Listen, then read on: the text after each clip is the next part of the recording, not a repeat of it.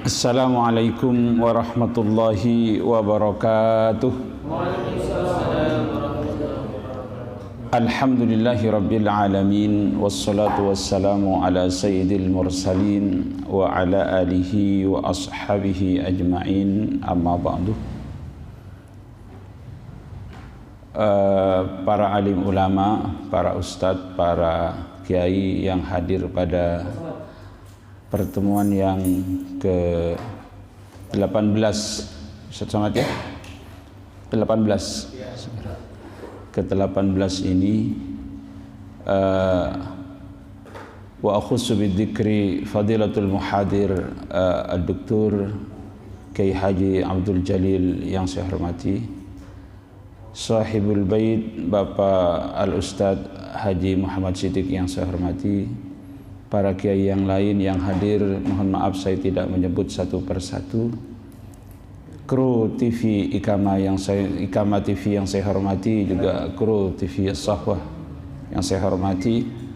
Alhamdulillah di bulan puasa, di etape yang kedua, 10 yang kedua ini kita masih istiqomah kajian ilmiah Majelis As-Sahwah. Mudah-mudahan dengan istiqomahnya kita di kajian majelis ilmu ini menyebabkan turunnya keberkahan dan rahmat dari Allah Subhanahu wa taala. Saya atas nama pengurus Masjid As-Sahwah menghaturkan ucapan ribuan terima kasih kepada para kiai yang tetap istiqomah sampai pertemuan yang ke-18 ini di bulan Ramadan yang penuh dengan keberkahan ini. Mudah-mudahan pengajian seperti ini, duduk bersama seperti ini, mengkaji ilmunya Allah Subhanahu wa taala, menyebabkannya turunnya keberkahan khususnya bagi Sahibul Bait Bapak Al-Ustadz Haji Muhammad Siddiq. Mudah-mudahan diberikan keluargaan, diberikan keberkahan, diberikan kesehatan, dimurahkan rezeki oleh Allah Subhanahu wa taala. Dan kita semua para kiai dan semua anggota Majelis As-Sahwah selalu mendoakan beliau mudah-mudahan tetap mendukung kajian ilmiah di Majelis As-Sahwah ini. Amin, Allahumma amin. Sekali lagi kami haturkan ucapan ribuan terima kasih yang sebesar-besarnya. Inilah yang saya sampaikan, dan selanjutnya kami haturkan kepada Fadilatul Muhadir fi hadzal majlis, Dr. Kiai Al-Haj Abdul Jalil, fawaqtu mufawadun alaih. Bismillahirrahmanirrahim. Assalamualaikum warahmatullahi wabarakatuh. Alhamdulillah, wassalatu wassalamu ala rasulillah wa ala alihi wa sahbihi wa mawalah, wa la hawla wa la quwwata illa billah, amma ba'du. Hadratal mukarramin al-muhtaramin yang saya hormati dan saya muliakan, para ustadz, para kiai yang hadir pada kesempatan ini, wabil khusus yaitu al-muassis al-ustadz Musri Singgan LC Sahibul Bait yaitu Kiai Haji Muhammad Siddiq. Mudah-mudahan keduanya oleh Allah selalu diberikan kesehatan, Allah berikan kemudahan sehingga Majelis As-Sahwah ini terus berjalan, amin. Dan juga kepada para kiai-kiai yang lain, ini ada Kiai Duduk, selamat datang.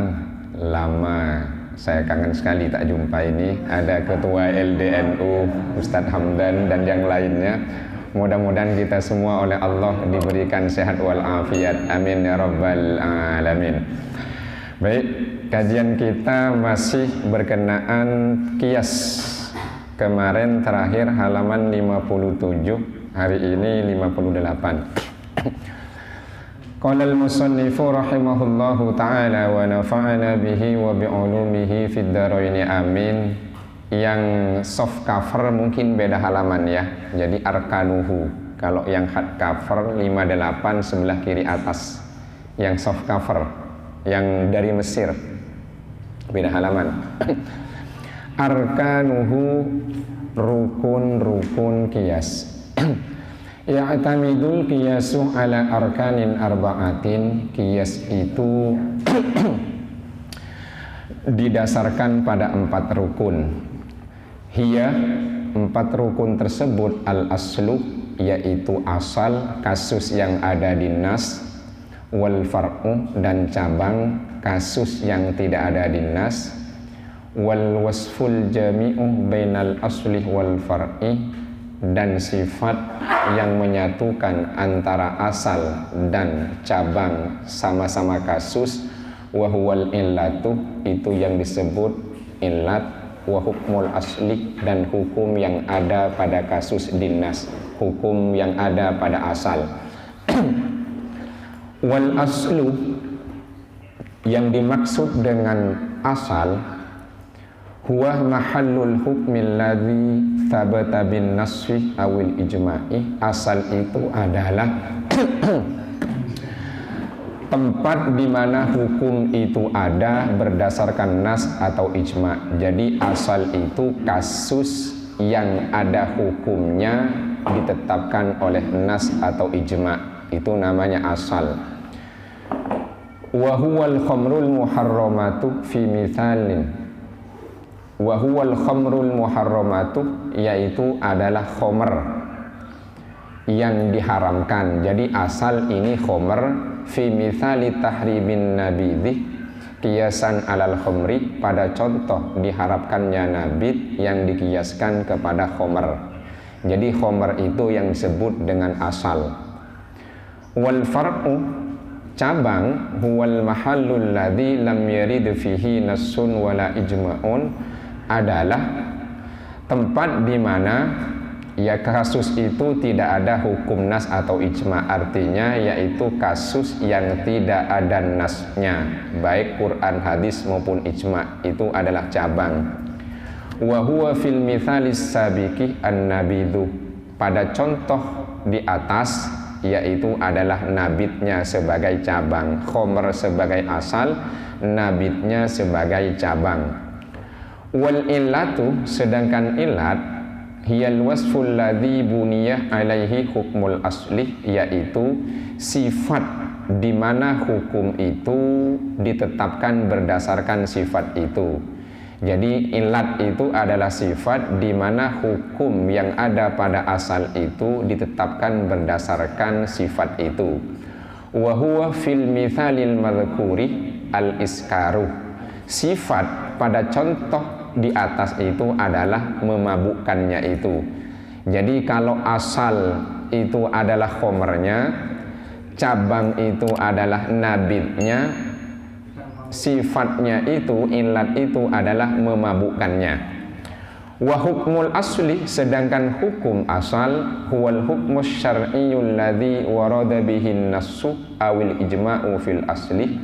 Yang dimaksud hukum asal adalah hukum syar'i yang terdapat pada hukum asal karena sudah ada nas Quran, hadis maupun ijma'. Dalam kasus ini adalah wa yuradu ta'diyatuhu aw naqluhu ilal far'i, dan dimaksudkan adanya hukum asal itu bisa dialihkan, bisa nanti dikutip kepada status hukum cabang. Wa huwa fil mithalis sabiqi tahrimul khomri, yaitu diharamkannya khomer. Nah, jadi sudah ada 4 berarti, 1 asal khomer, 2 cabang nabidnya, 3 illat sifat memabukkannya, 4 adalah hukum asalnya. Jadi hukum asalnya. Ammal hukmul ladzi yathbutu fil afra'i bil qiyasi, sedangkan hukum yang ditetapkan pada kasus cabang dengan cara mengkias, wa huwa fil mithalil madhkuri, pada contoh yang di atas, yaitu tahrimun nabidhi, keharaman diharamkannya nabid, fahuwa thamratul qiyasi, itu namanya adalah hasil qiyas, buahnya qiyas. Walaysa ruknan fihi, tidak termasuk rukun qiyas. Jadi kalau dihitung lengkap 5, asal, hukum asal, cabang, hukum cabang dan illat. Yang rukun selain dari hukum cabang, selain itu adalah rukun. Itu. Wa yattadhihu dzalikah bimithalin akhara. Itu bisa diperjelas dengan contoh lain. Misalnya huwa tahrimul asnafir ribawiyatis sittati, yaitu diharamkannya 6 jenis barang ribawi. Jadi bisa kita ambil contoh yang lain supaya bisa itu diperjelas, yaitu 6 materi, 6 benda yang ada unsur ribawi. Yaitu adalah adzahab, emas, wal fiddah, perak, wal bur, gandum, syair juga gandum. Bedanya satunya itu sudah bersih bagus, satunya masih kotor seperti bentuk gabah. Wat tamr, yaitu kurma, wal milh, garam. Nah, ke-6 jenis materi ini itu ada unsur ribawinya. Fil hadisi, ini ada di hadis. Hadihil asnafu 6 jenis barang ini aslun, disebut asal.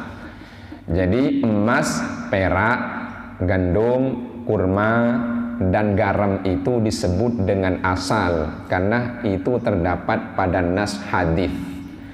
Kemudian wadzuratu, jagung, wal aruzzu, gabah, padi atau beras, wal fulu, kacang, mathalan misalnya, al-maki satu alaiha far'un, yang disebut dengan yang dianalogikan pada 6 jenis barang ribawi di hadis disebut dengan makisah alaiha, itu adalah cabang. Jadi yang asal itu yang ada di hadis, jagung, beras, kacang, itu cabang yang nanti hukumnya bisa diambil dari hukum yang ada pada hadis. Apakah nanti itu unsur ribanya bagaimana? Sama seperti yang di cabang. Nah, itu namanya far'u, seperti asal.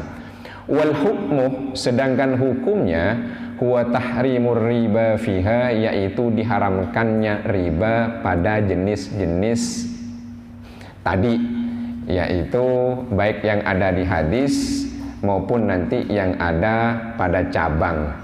Wal illatu, sedangkan illatnya berarti yang pertama asal yang ada di hadis, cabangnya yaitu jagung, gabah, padi atau beras, dan kacang, itu cabangnya. Hukumnya yaitu haram riba itu. Illatnya indal Hanafiyah wal Hanabilah. Nah, baru illatnya nih ada perbedaan. Apa illatnya? Menurut ulama madhab Hanafi dan madhab Hambali, hiyal kailu awil wasnu, yaitu takaran atau timbangan, indati hadil jinsi, ketika yang ditimbang itu adalah jenis barang yang sama. Silakan, selamat datang, silakan duduk. Jadi illat diharamkannya tentang barang ribawi itu, baik yang ada di hadis maupun cabang, menurut madhab Hanafi dan menurut ulama madhab Hambali adalah al-kailu awil wasnu, yaitu takaran atau timbangan ketika yang ditimbang itu barangnya adalah jenis yang sama. Wa inda syafi'iyati wal malikiyati fin naqdaini hiyat thamaniyatuh.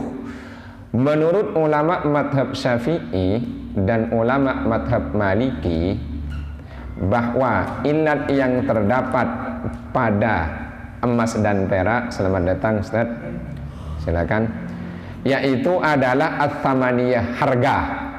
Jadi illat yang terdapat pada, silakan, terdapat pada emas dan perak itu adalah at-thamaniyah, harga. Jadi illat diharamkannya emas dan perak, nanti kalau ditukar ada yang lebih, itu adalah harga. Wattu'mu fil mat'umatil arba'atil baqiyati fi ra'yi syafi'iyati. Sedangkan yang menjadi illat itu adalah karena berupa makanan yang terdapat pada 4 jenis makanan, yaitu bur, syair, tamar, dan milh. Fi ra'yi syafi'iyati, menurut pendapat ulama madhab syafi'i. Jadi kalau emas dan peraknya adalah harga, nilai. Kalau selain yang dua itu adalah karena dia berupa jenis makanan. Wal qutu waliddikharu fi ra'yil malikiyati. Sedangkan menurut pandangan ulama madhab maliki, ilatnya itu adalah makanan pokok dan bisa disimpan. Jadi tadi yaitu gandum, kurma, dan garam itu juga karena makanan pokok dan bisa disimpan. Ma'attihadil jinsi aidon, juga itu karena jenisnya sama. Itu adalah contoh dari rukun-rukun qiyas yang terdapat pada 6 barang ribawi, yang 2 itu logam mulia, yang 2 itu adalah jenis makanan, sekalipun ada perbedaan ilatnya itu apa. Berikutnya hujjiyatul qiyasi, kehujahan qiyas. Baru ini ada perdebatan tentang qiyas itu ada apa tidak, menjadi hujjah apa tidak. Hunakat tijahani masyhurani fi hujjiyatil qiyasi. Terdapat 2 pandangan yang masyhur tentang kehujahan qiyas. Jadi apakah qiyas ini bisa dijadikan hujjah atau tidak? Ada 2 pandangan kelompok ulama dan ini sudah masyhur. 1, ittijahul jumhuri, pandangan mayoritas ulama. Wa huwa annal qiyasah hujjiyatun syar'iyyatun. Menurut jumhur ulama bahwa qiyas itu adalah hujjah syar'iyyah, jadi dalil syarak.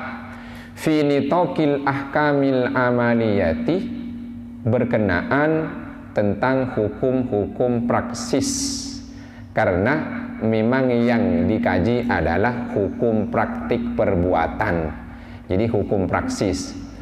Kemudian wa aslun min usulis syariati, dan qiyas itu termasuk bagian dari dasar-dasar hukum syariah, jadi termasuk landasan utama. Ya'ti fil martabatir rabi'ati, di mana qiyas itu menduduki posisi nomor 4 minal hujajis syar'iyyati, di antara hujjah-hujjah syariah. Pertama Quran, yang kedua sunnah hadis, yang ketiga ijma, yang keempat baru qiyas. Artinya menurut pandangan dari jumhur ulama, qiyas itu tetap hujjah dan itu menjadi pondasi syariah dan menduduki nomor 4 urutannya sebagai hujjah hukum syarak. Wa haula'i hum muthbitul qiyasi.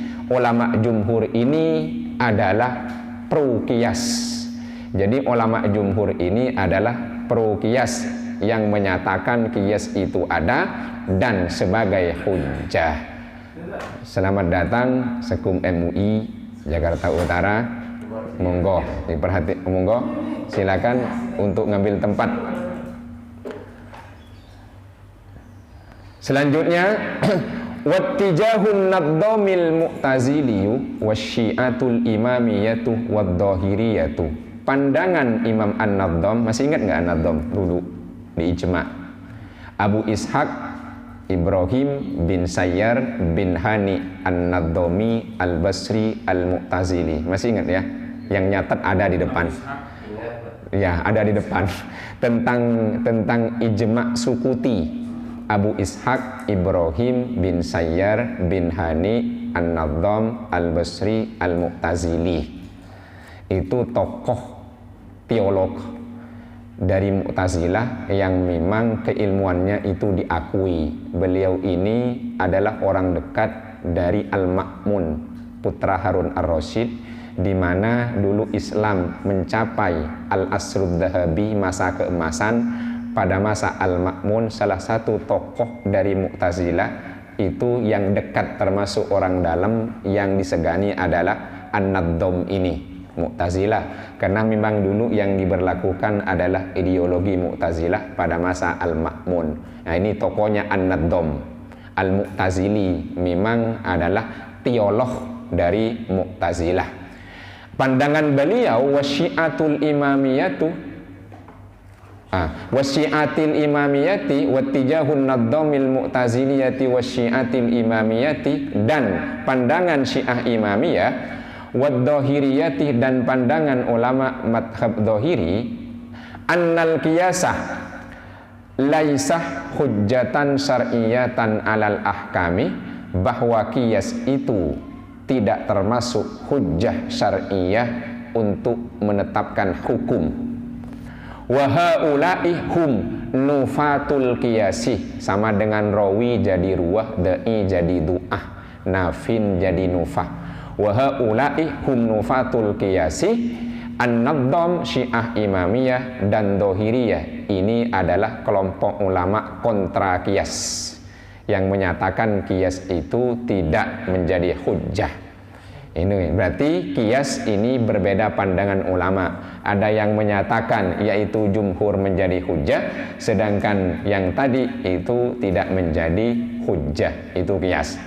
Apa saja argumentasi yang diajukan oleh dua kelompok ini?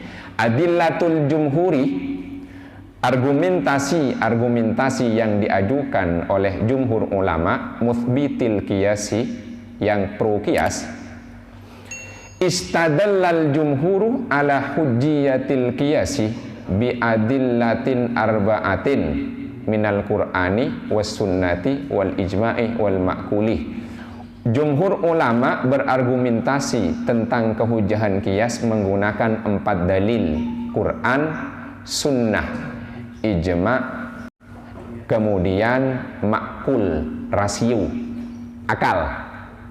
Jadi menggunakan akal, itu logika. Ammal Qur'anu, dalil dari Al-Quran, 1, fafihi ayatun kathiratun tadullu ala hujjiyatil qiyasi. Banyak ayat-ayat Al-Quran yang menunjukkan tentang kehujahan qiyas. Minha, diantaranya qauluhu ta'ala, firman Allah, fa'tabiru ya ulil absar, maka jadikanlah pelajaran wahai orang-orang yang memiliki mata hati. Ai ba'da an akhbarallahu ta'ala amma hallah bi yahudi banin nadhiri, setelah Allah menginformasikan tentang apa yang terjadi pada orang-orang Yahudi dari kalangan Bani Nadir, itu ada di Madinah, ada Bani Nadir, ada juga Bani Qainuqa nanti. Jazaa kufrihim, sebagai balasan kekufuran mereka. Wa idzaihim li rasulillahi wal mu'minina, dan sebagai balasan karena mereka telah menyakiti Rasulullah dan orang-orang yang beriman. Jadi ayat ini kalau dicek itu sebetulnya berbicara tentang sanksi yang Allah berikan kepada orang-orang Yahudi Bani Nadir karena kekufuran mereka dan sikap mereka yang selalu nyakitin Nabi dan orang-orang yang beriman. Itu qala ta'ala fa'tabiru, kata Allah, fa'tabiru, jadikan ibrah, ambil pelajaran, yaitu belajarlah dari kasus mereka. Ai fakisu anfusakum bihi, analogikan diri kalian dengan mereka. Ukur, coba cek kalian dengan mereka bagaimana. Wa'lamu annama yajri alal mathili yajri ala mathilihi, ketahuilah bahwa apa yang terjadi pada kasus yang serupa pasti juga akan terjadi pada hal yang serupa. Falakum iqobun mumathilun, maka kalian akan mendapatkan sanksi yang sama. Li'annakum fa'altum mithla fi'lihim, karena kalian melakukan apa yang mereka lakukan. Artinya, kalau kalian melakukan apa yang dilakukan oleh Yahudi Bani Nadir, maka sanksi yang diberikan pada mereka akan juga diberikan sanksi itu kepada kalian, karena kalian telah melakukan hal yang sama. Itu namanya adalah qiyas, analoginya. Jadi kata Allah, orang Bani Nadir itu adalah kufur kepada Nabi, kepada Allah, dan menyakitin Nabi, menyakitin orang beriman, dikasih sanksi. Kalau kalian seperti mereka, sanksinya sama. Itu maksud dari fa'tabiru ya ulil absar. Ini dalil dari qiyas. Wa minha qauluhu ta'ala, di antaranya juga adalah firman Allah, fa in tanaza'tum fi syai'in farudduhu ilallahi war rasulih. Maka jika kalian ini berseteru, berselisih tentang sesuatu, farudduhu, kembalikan hal itu ilallahi war rasuli, pada Allah dan Rasul. Pada Allah berarti nas Al-Quran, pada Rasul berarti adalah hadis. Wa ilhaqu ma la nassofihi alal mansusih alaihi, yaitu menyamakan kasus yang tidak ada nasnya dengan kasus yang sudah ada nasnya, dengan kasus yang sudah ada nasnya. Litasawihima fi illatil hukmi, karena ada kesamaan yaitu illat hukum pada kasus yang ada nas dan kasus yang tidak ada nasnya, yaitu adalah raddun ilallahi. Wa ilhaqu ma la nasah raddun ilallahi war rasuli, dikembalikan pada Allah dan Rasul. Wa huwa maknal qiyasi, itulah makna qiyas. Jadi dikembalikan pada Allah itu kalau ada kasus tidak ada hukumnya dalam nas, kembalikan ke Quran maksudnya. Cari, kalau suruh nyari ayat dalil juz'i nggak ketemu, cari dalil juz'i nggak ketemu, tapi cari ada nggak ilatnya, ketemu. Cari di hadis nggak ketemu juz'inya, cari nanti ilatnya sama baru ketemu. Itu yang dimaksud qiyas. Wa minha qauluhu subhanahu, begitu juga ayat firman Allah, qul yuhyihal ansha'aha awwala marrah, katakan Muhammad, yuhyihal ansha'aha awwala marrah, yang akan menghidupkan tulang belulang itu adalah dia Allah yang menciptakan tulang belulang itu pertama kali. Ini kan surat Yasin. Pertanyaan dari yaitu Al-Walid, ya, dari Al-Walid bin Al-Mughirah, bapaknya Khalid bin Walid. Beliau adalah seorang sastrawan penyair yang mengakui tentang kehebatan bahasa Al-Quran. Beliau ini Al-Walid bin Al-Mughirah ini kemudian penasaran bagaimana nanti kalau tulang belulang sudah hancur, wahya romim, sudah jadi debu, itu bisa kembali. Maka suruh jawab, kul, katakan Allah adalah yang akan kembali menghidupkan tulang belulang yang sudah jadi debu itu, karena Allah adalah yang menciptakan dia pertama kali. Yasin. Fa innallaha ta'ala taqriban qarrabal makna liuqulina. Kalau mudahnya, fa innallaha ta'ala qarraba taqriban al makna liuqulina. Sungguh Allah telah mendekatkan makna pada logika kita. Jadi takribannya jadi masdar atau jadi maf'ul mutlak. Qarraba taqriban. Allah betul-betul mendekatkan makna itu sesuai dengan logika kita. Jadi didekatkan maknanya. Faqasah i'adatal makhluqati ba'da fana'iha. Allah mengkiaskan dikembalikannya makhluk-makhluk yang sudah fana, hancur lebur, ala bad'i khalqiha awwala marratin, yaitu dikias kepada permulaan penciptaan pertama kali. Li'anna man qadarah alal bad'i, karena sesungguhnya adat yang kuasa mampu untuk memulai, qadirun alal i'adati, pasti mampu mengembalikan. Itu wal ba'thi marratan ukhra, dan membangkitkan sekali lagi. Kalau kita diciptakan dari tidak ada menjadi ada, lalu mati dikubur menjadi romim, yaitu tulang belulang hancur jadi seperti debu, masih ada materinya, itu lebih mudah. Yang tidak ada diciptakan menjadi ada, ini bahannya ada, cuma sudah hancur lebur. bal huwa ahwanu alaihi, bahkan itu lebih mudah bagi Allah. Tidak ada saja diciptakan menjadi ada, dari ada kemudian fana, hancur lebur jadi seperti debu, dikembalikan debu yang sudah menjadi bagian materi, itu lebih mudah bagi Allah. Jadi lebih susah menciptakan dari tidak ada menjadi ada dibanding mengembalikan barang yang rusak seperti semula. Itu yang dimaksud wahada qiyasun. Ini yang disebut dengan qiyas. Sebut dengan qiyas. Wa ammas sunnatu, sedangkan dalil yang diajukan oleh pro qiyas yang dari sunnah, fa fiha ma yadullu alal qiyasi qaulan wa amalan. Ada dalil-dalil sunnah yang menunjukkan tentang qiyas, baik itu bentuk ucapan maupun perbuatan tindakan Nabi. Jadi ada yang diucapkan, ada yang dilakukan.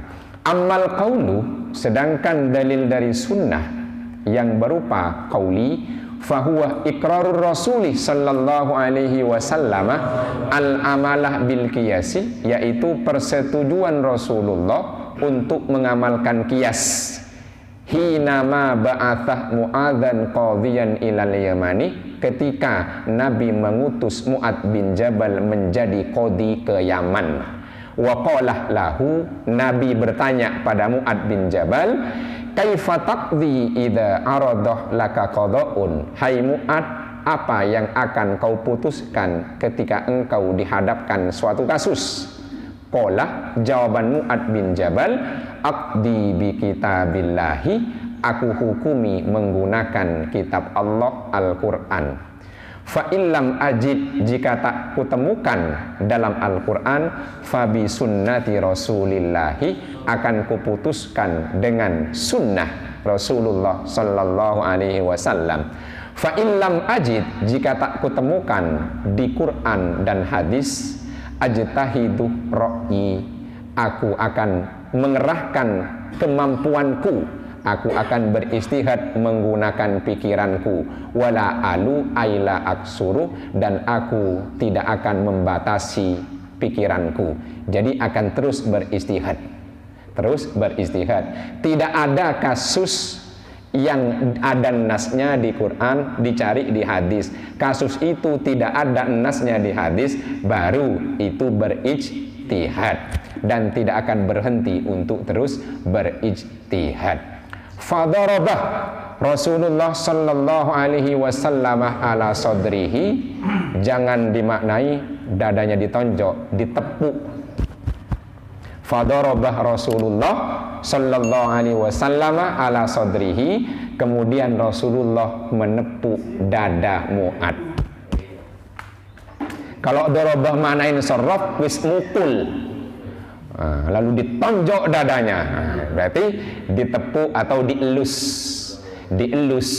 dada Mu'adz bin Jabal oleh Rasulullah itu. Jadi maknanya namanya konteks. Jadi maknanya yaitu konteks. Kalau pukul bahaya nih. Waqala, dan Nabi kemudian mengatakan, alhamdulillahilladzi waffaqa rasulillah. Segala puji bagi Allah yang telah memberikan taufik kepada utusan Rasulullah. Jadi Rasul pertama Mu'adz bin Jabal, Rasul kedua ya Rasul sendiri. Segala puji bagi Allah yang telah memberikan taufik, kekuatan kepada Mu'adz bin Jabal yang menjadi utusan dari Rasulullah. Apa? Yaitu lima yardallahu wa rasuluhu, yaitu kan apa yang Allah ridhoi dan Rasulullah ridhoi. Wal ijtihadu birra'yi yashmulul qiyasah, ijtihad menggunakan kemampuan akal, yaitu juga mencakup qiyas. Berarti juga mencakup qiyas, itu ijtihad.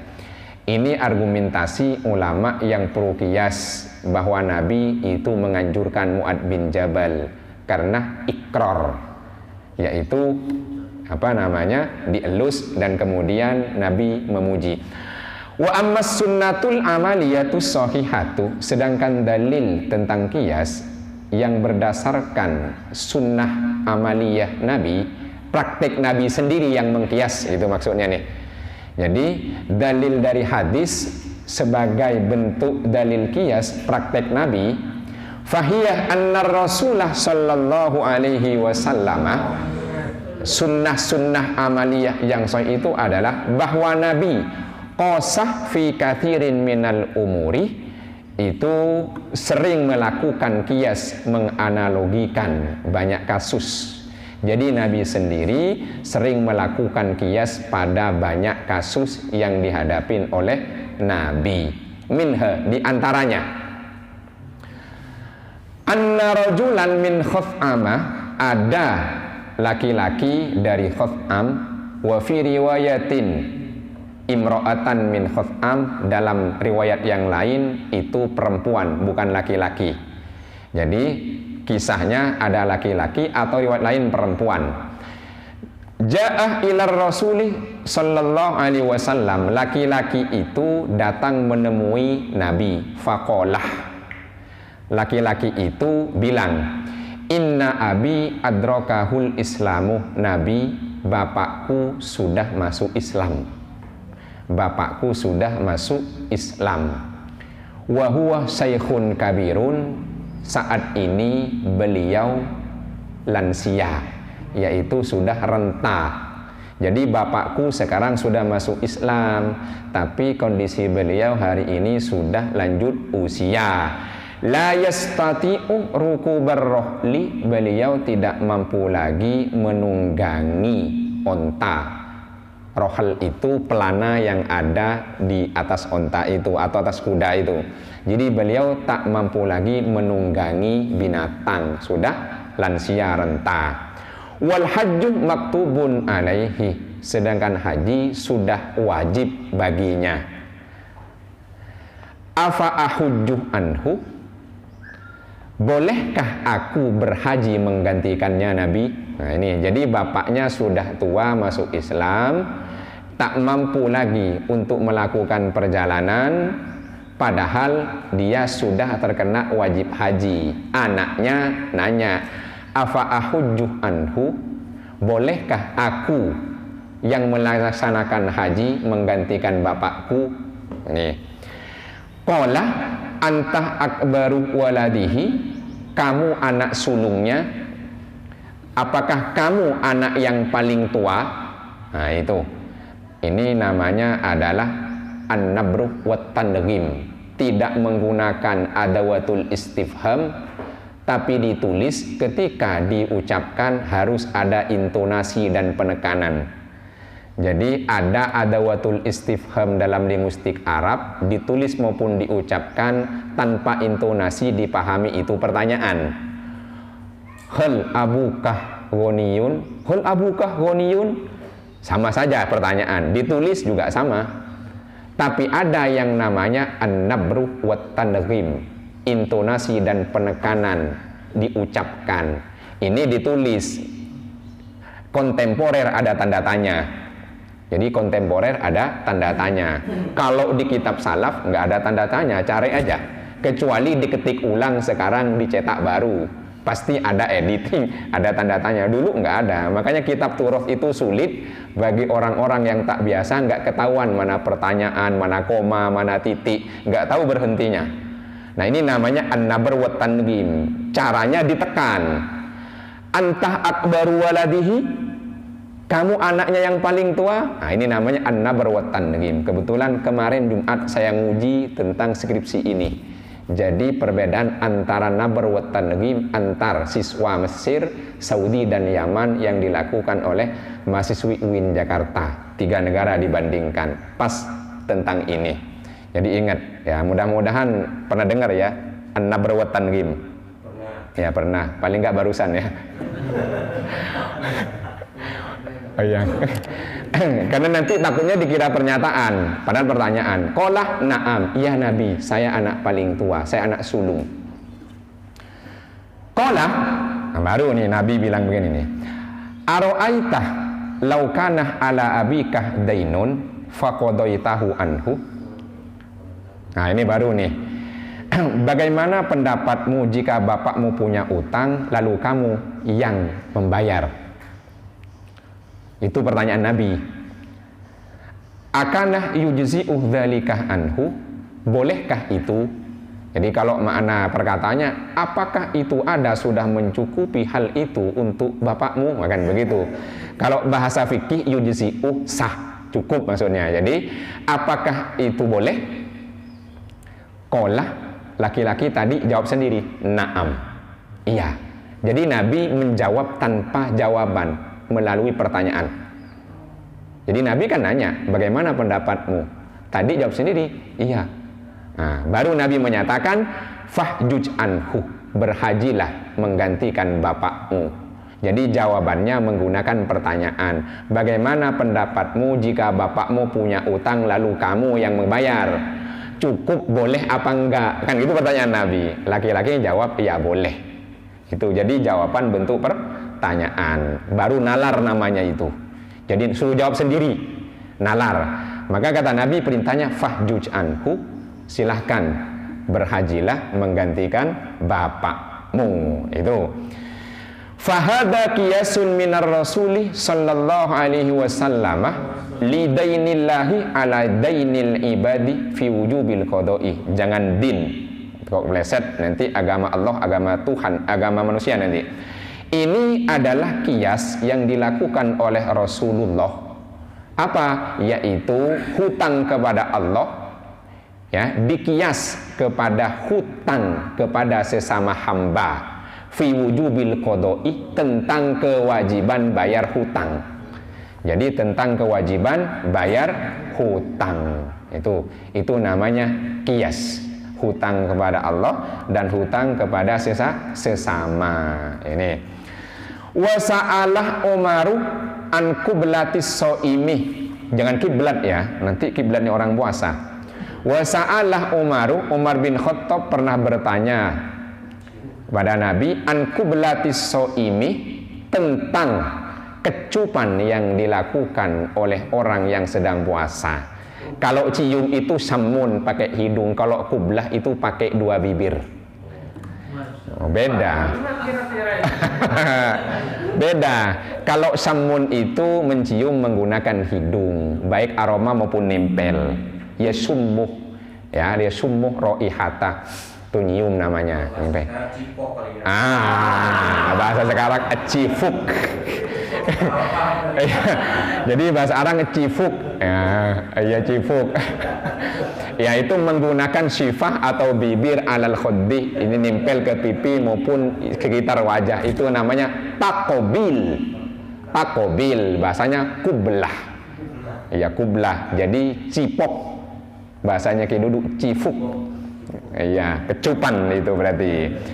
Min ghairi inzanil, ngecup tapi tidak ejakulasi. Inzal, bukan anzalah nanti menurunkan ya.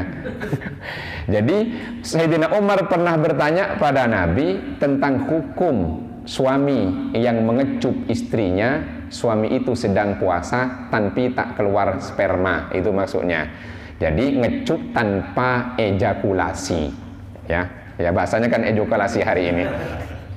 Faqala lahu Rasul sallallahu alaihi wasallam, lalu Nabi itu bertanya, ini bentuk pertanyaan lagi kepada Sayyidina Umar bin Khattab. Ara'aitah law tamat mattah bima'in wa antah shaimun, bagaimana pendapatmu jika kamu berkumur dengan air sedangkan kamu berpuasa? Bagaimana pendapatmu kamu berkumur air sedangkan kamu berpuasa? Nanya Nabi. Jawabannya nanya, faqalah Umar jawab, la ba'sah bidzalika, ndak masalah Nabi, ndak batal. Nah, faqala Rasulullah sallallahu alaihi wasallam, lalu Nabi tanya lagi, fa fima ai fi ayyi amrin hadzal asaf, terus masalahnya apa? Fa fima itu biasanya kalau jar majrur itu digandengkan dengan istifham ma, seringkali alifnya dibuang. Contoh amma yatasaalun, ya amma yatasaalun itu karena bentuk istifham. Tapi kalau bukan istifham tidak hilang. Cara membedakan apakah ma istifham atau bukan. Kalau fabima rahmatin minallah bukan istifham tapi takriri statement. Tapi kalau amma yatasaalun itu ma-nya kan pendek hilang, padahal aslinya ma. An sama ma. Amma yatasaalun. Itu menunjukkan dalam linguistik bahwa itu adalah pertanyaan. Fafima. Masalahnya apa? Nah, itu kan sudah dijawab. Ai fi ayyi amrin hadzal asafu. Terus masalahnya apa kok kayak orang nyesel? Asaf itu nyesel. Ya asafah, ana asif, Inggrisnya I'm sorry. Saya menyesal. Ya, ana asif, I'm sorry, saya menyesal. Itu. Kalau minta maaf sebetulnya itu menggunakan asif, I'm sorry. Kalau afwan itu masih diragukan. Nanti nyenggol orang, afwan, terima kasih kembali, begitu di mana nanti. Di Al-Quran menggunakan ma'dirotan, ana a'tadir, ana mu'tadir, ma'dirotan. Itu kalau minta maaf. Tapi kita sudah biasa afwan, nyenggol orang dilirik afwan. Padahal kalau syukron jawabannya afwan. Berarti disenggol bilang terima kasih kembali gitu. Ya kan linguistik Arab begitu.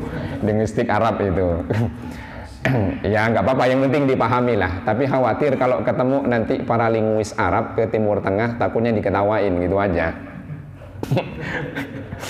Wahada kiasun, ini kias limuqaddimatil wiqo'i, tentang yaitu persetubuhan. Jadi namanya foreplay, muqaddimah itu foreplay. Kalau di fikih ada yaitu muqaddimatul jima, namanya foreplay, pemanasan yang bisa mengantarkan pada persetubuhan. Muqaddimah itu kan di awal. Ya ini. Kenapa? Ya. Jadi mengawali itu permulaan. Jadi foreplay. Jadi muqaddimah itu apa, dikias alal matmadah muqaddimatis syurbi, yaitu dikias pada kumur yang menjadi awal dari minum. Fi anna kullan minhuma wasilatun ila maksudin, bahwa keduanya itu sebagai sarana untuk mencapai tujuan. Ngecup itu sarana awal nyampe pada persetubuhan, kumur itu sarana wasilah pertama nyampe pada kasus minum. Nah itu maksudnya.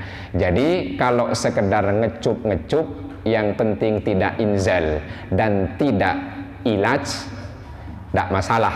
Kumur-kumur yang penting tidak ditelan, tidak masalah. Itu kias yang dilakukan Nabi. La tusidanis saumah, dua-duanya tidak membatalkan puasa.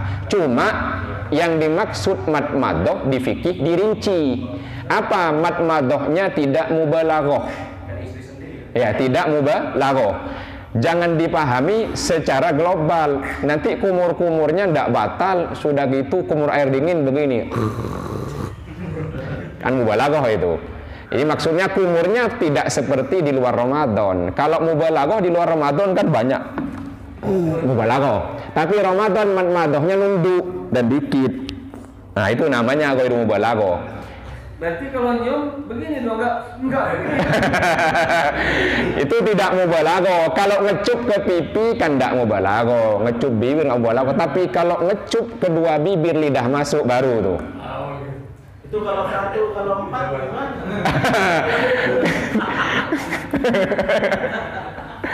Nah, jadi harus dijelaskan lagi. Yang tidak yang tidak membatalkan puasa, kan begitu. Ada orang diem gini aja, syahwatnya besar, tahu-tahu kejang-kejang, kan nggak batal. Ya ada orang syahwatnya besar, lihat perempuan seksi gini aja, kejang-kejang, kan nggak batal itu, karena tidak melakukan apa-apa. Loh, dan kasus itu ada orang yang oleh Allah diberikan, yaitu yang diberikan tentang syahwat libidonya tinggi. Saya punya ada orang begitu tuh. Ya, kalau mau cerita takutnya orangnya nonton nanti. Kejang-kejang dia. Ada bunyi sendalnya aja nafsu. Yang penting tidak inzal. Kayaknya bunyi sandalnya ini nih gitu. Udah nafsu. Jadi ngecupnya tidak inzal. Kalau ngecup inzal berarti dia sudah aktif, sudah berbuat, kan begitu. Mohon maaf nih, istimna kan menggunakan tangan. Tidak menggunakan tangan tapi gesek-gesek begini kan berarti dia aktif. kan batal. Kan beda. Ini tadi tidak aktif. Nah, itu maksudnya. Jadi harus diperjelas nih. Kalau lagi penting kami mundur gitu. Nah, gitu maksudnya mukadimahnya. Boleh. Berikutnya satu lagi ini, nanti ijma'nya berikutnya. Wa angkarah rajulun fazariyun. Ada seorang laki-laki dari kabilah Fazar, yaitu sama di dekat Saudi sana. Apa? Wa angkarah rajulun fazariyun waladahu. Ada seorang laki-laki yang tidak mau mengakui anaknya. Lamma ja'at bihi zaujatuhu aswada, karena istrinya melahirkan anaknya kulit hitam. Nggak mau. Anak saya kok hitam, padahal takutnya kedalaman kan gitu. Gara-gara anaknya hitam, bapaknya nolak bahwa itu bukan anak saya. Enggak, itu bukan anak saya. Jadi ada kasus demikian. Faqalah lahur Rasul sallallahu alaihi wasallam. Lalu Nabi nanya. Jadi sistem jawabannya nanya. Apa kata Nabi? Halakah min ibilin? Kamu punya onta enggak? Ditanya begitu. Qala na'am, punya Nabi. Qala, Nabi nanya lagi, ma alwanuha. Nah itu, ontamu itu warnanya apa? Kan ditanya begitu. Qala dijawab humrun, onta saya merah. Onta saya merah. Qala, Nabi nanya, hal fiha min awraqah ayma ilin ilal gubrah was sawad. Gubrah itu debu, berarti kelabu. Sawad hitam, berarti yaitu hitam kelabu. Jadi kelabu ke hitaman. Gubrah kan gubar. Jadi makna diambil dari gubrah, yaitu warna debu, karena agak coklat. Sawat hitam, berarti ini antar hitam sama coklat. Apakah ontamu? Nah itu kan, apakah ontamu itu juga ada yang warnanya kelabu? Itu. Jadi ontamu ada yang merah. Apakah ada juga ontamu yang warna merah? Qala na'am. Iya, ada Nabi. Qala, Nabi nanya, jadi nggak jawab. Famin aina, kok bisa merah? Maaf, kok bisa hitam? Katanya merah. Kan begitu kan? Kok bisa? Tadi katanya kamu punya onta merah. Ditanya, ada nggak yang berwarna kelabu atau hitam kelabu? Ada. Pertanyaan Nabi, famin aina, kok bisa? Bahasa kita, famin aina, berasal dari mana warna hitam kelabu itu? Padahal ontamu merah. Kan begitu kira-kira. Bahasa gampangnya, kok bisa? Qala, laki-laki tadi jawab, la'allahu naza'ahu irkun. Barangkali itu adalah titisan gen. Naza'ahu dicabut, irkun itu adalah keringat. Ya ini kan makna bukan makna yang hakiki. Jadi dengan dimaknai itu tetesan keringat. Berarti itu adalah gen. Ya orang kalau sampai nites keringat, habis itu nites apa kan gitu. Nites apa kira-kira? Habis nites keringat, kemudian nites apa itu? Nah itu maksudnya. Barangkali itu memang itu hasil dari gennya. Qolah. Nah, lalu Nabi nanya, mengatakan wahadal allahu naz'ahu irkun. Anak ini pun juga sama, mungkin karena gennya. Ya karena gennya begitu, kamu coba cek. Ternyata betul itu anaknya. Nah, ternyata betul itu anaknya. Itu kias yang dilakukan oleh Rasulullah Sallallahu Alaihi Wasallam. Itulah argumentasi yang disampaikan oleh pro kias, bahwa kias itu ada dan menjadi hujjah. Mudah-mudahan ini bisa menjadi ilmu yang keempat cara kita untuk mengambil keputusan hukum, yaitu kias. Mudah-mudahan manfaat. Wallahu a'lam bissawab. Assalamualaikum warahmatullahi wabarakatuh.